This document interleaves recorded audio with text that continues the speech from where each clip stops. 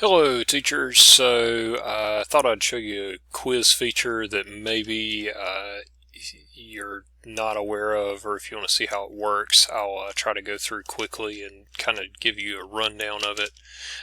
So in Canvas quizzes, there's a lot of things where you can kind of do a worksheet that or put a worksheet in and it'll grade it for you, so you don't have to spend your time grading it because maybe you need time to do other things like breathe.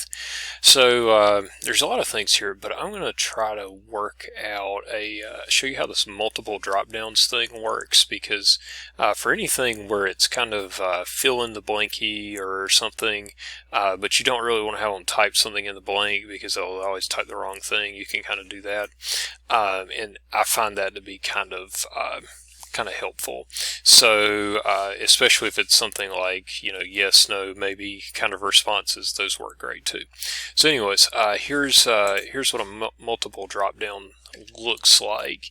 And so you're going to put some text in here.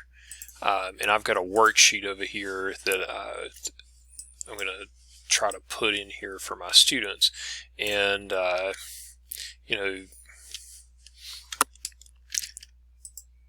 here we go. So drop this worksheet in, and I won't pain you with watching every bit of it, but students will be able to look at this and see see the instructions there.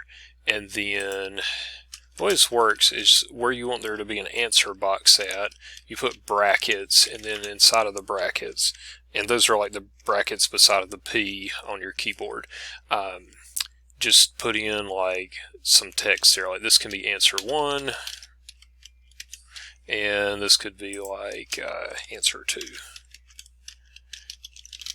Maybe you notice some stuff started changing down here when I did that.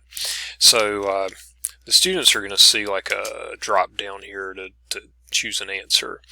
And so what I can do here, determine the number of significant figures. Well, the answer to this first one is going to be 2, but I'm going to give them some other choices for that. So 1, 2, 3, 4, 5, 6, and that ought to be enough, certainly for this problem. And then I can go, and for the second place where they need to answer, I can do the same thing. And this gets a little tedious. I wish there was a way to like copy them, but from the student side, this is going to be a little bit closer to idiot proof than like fill in the blank. So anyways, that's how that works. And I'm going to see if I can update that and save it, and maybe take y'all in and show you what it looks like from the student side. So let's preview it and take a look. So then when the kid gets in here, they're going to see the instructions, and then they're going to do the drop down and like have those to choose from. Don't know why it's not putting them in order, don't care.